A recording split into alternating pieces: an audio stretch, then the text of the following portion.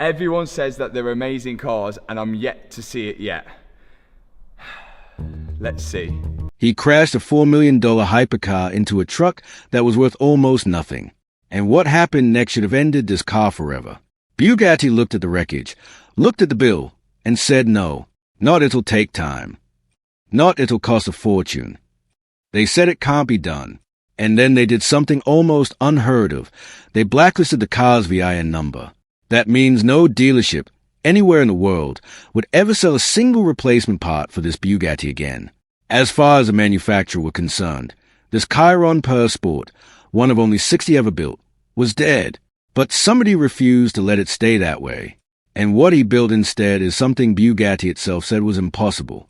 Stick around, because by the end of this video, you'll understand exactly why the Sunday matters more than almost anyone expected. Let's rewind. This story starts with a mistake so small it's almost funny, until you realize what was riding on it.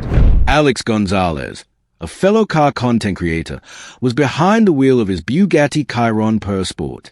Somewhere in that moment, he rear-ended a small Japanese mini-truck, a vehicle worth maybe a few $1,000s. The kind of fender bender that, in any other car, gets fixed in a weekend and forgotten. But this wasn't any other car. This was one of 60 Pur Sports ever made by Bugatti.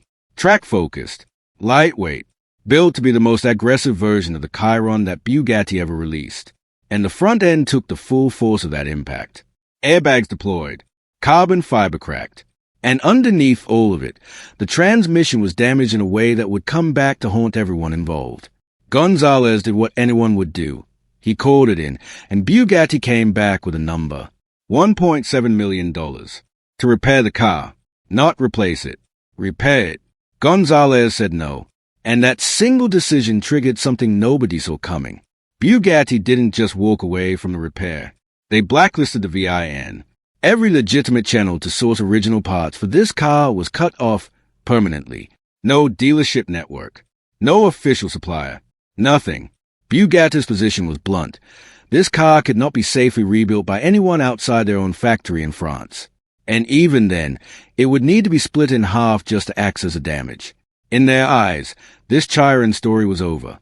Except somebody in the automotive world doesn't hear impossible the way most people do.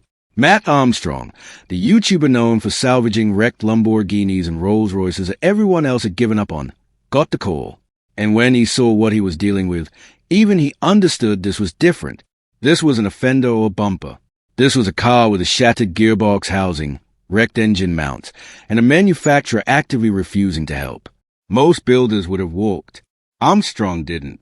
Here's where it gets almost unbelievable. To even access the transmission damage, the car had to be physically cut in half, not metaphorically, actually separated into two pieces, right where Bugatti said it would need to be split. Think about that for a second. A car worth millions of dollars, sawed apart in a Miami workshop, with no factory support, no blueprints handed over willingly, and no safety net if something went wrong. If this went sideways, there was no coming back from it. And the improvisation that followed was the kind of thing you don't see in ordinary builds. With original parts completely off the table, the team had to get creative in ways that sound almost too strange to be true. Airbags for the system was sourced from an Audi A3. A custom exhaust system had to be fabricated entirely from scratch by a specialist called Valvetronic. Even something as small as a pinch coolant pipe needed an unconventional fix, solved with a section of rigid brake hose. Every single piece of this rebuild was a workaround, a puzzle with no instructions and no missing piece supplier willing to help.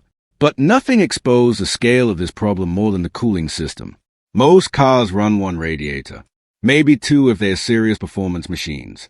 The Bugatti Chiron runs 10. 10 radiators, all destroyed, all needing to be rebuilt from nothing, because Bugatti wasn't handing over a parts catalog to a YouTuber in Miami. That's the moment this project stopped being a repair and became something closer to reverse engineering a hypercar from memory. And that's when a name entered the story that nobody expected to matter this much. Bob, from a shop called a machine shop. Because it's one thing to talk about rebuilding a shattered front end. It's another thing to actually do it with zero reference material. Bugatti wouldn't hand over a 3D scan of the original crash bar. Wouldn't confirm dimensions. Wouldn't help at all. So Bob sat down and built a replacement front crash bar completely from scratch.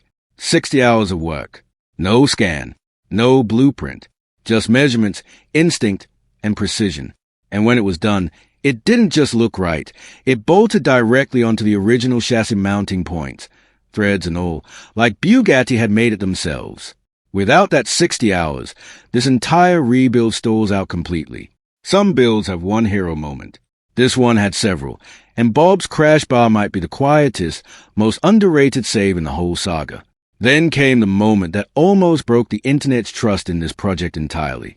Eagle-eyed viewers, scrubbing through footage frame by frame, spotted something on the bodywork that made their stomachs drop, a hairline crack. Thin as a strand of hair, but on a car that had already been cut in half and rebuilt by hand. That's not a small detail. That's the kind of flaw that makes people ask the question nobody wants to ask out loud. Did they miss something? Did months of work have a fatal flaw hiding in plain sight? For a moment, the comment sections turned from excitement to genuine alarm. And it took Armstrong directly addressing it, walking through what viewers were actually seeing, to calm the panic. The cracked fears turned out to be unfounded, but that scarce as everything about how closely this build was being watched. Every panel, every seam, every reflection of light on carbon fiber was being examined by an audience that wanted this car to succeed almost as badly as the team building it. With a mechanical nightmare finally behind them, attention turned to something just as personal, the inside of the car. This wasn't going to be a simple retrim. Working with a shop called E3 Customs, the team rebuilt the entire cabin from the ground up, and the direction they chose was bold.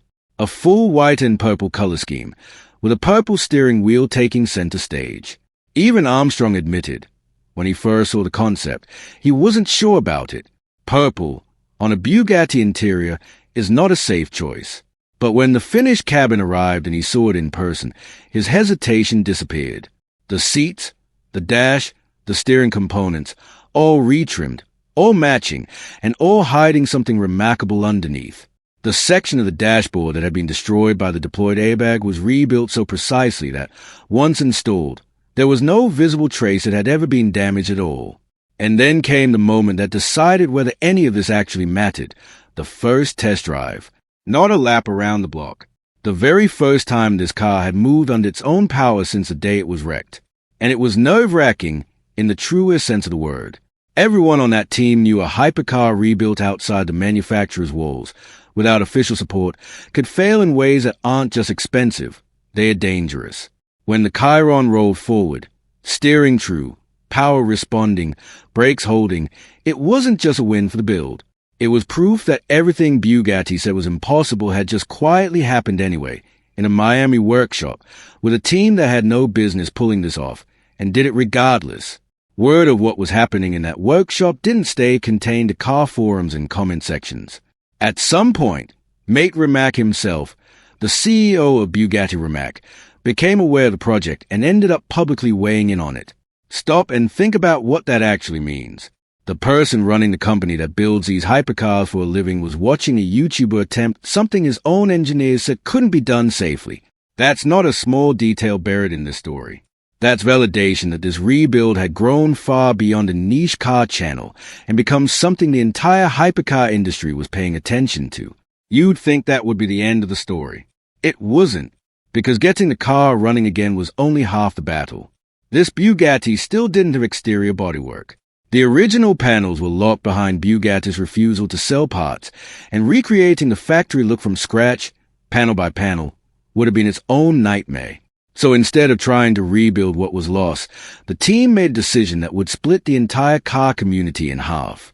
They partnered with Venuum, a customization house out of Dubai, to build something that had never existed before, a completely custom wide body kit, designed specifically for this one-of-one Chiron.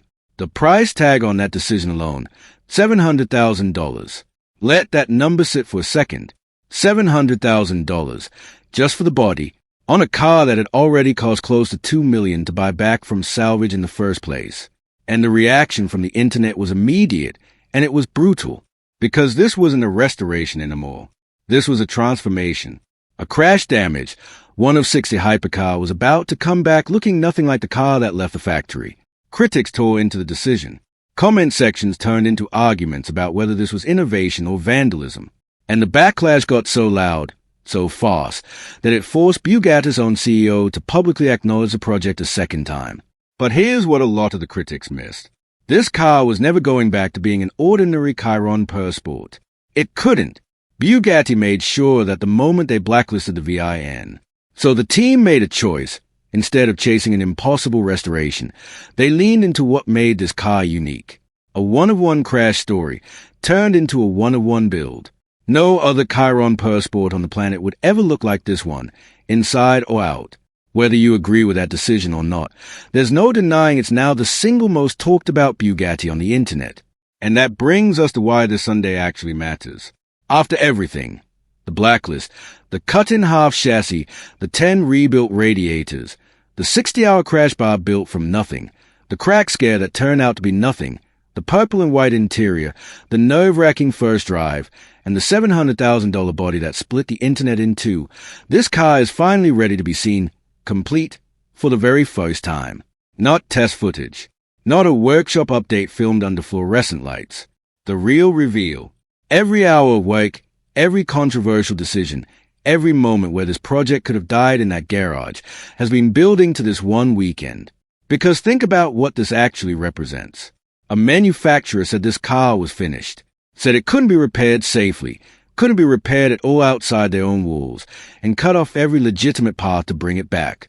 And a team with no factory support, no official blessing, a mysteriously skilled guy named Bob, and a chainsaw's worth of improvisation proved that wrong anyway.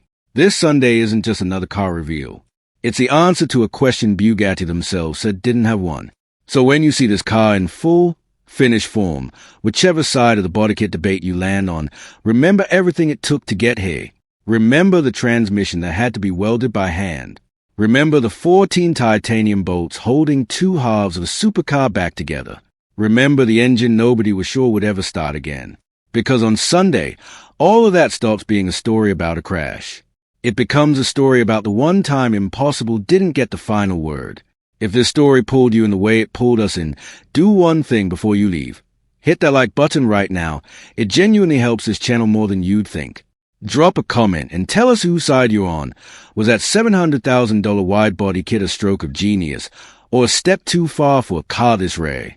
And if you want to be here for every twist and stories like this one, hit subscribe and turn on notifications, because builds this wild don't come around often. Thanks for watching, and we'll see you in the next one.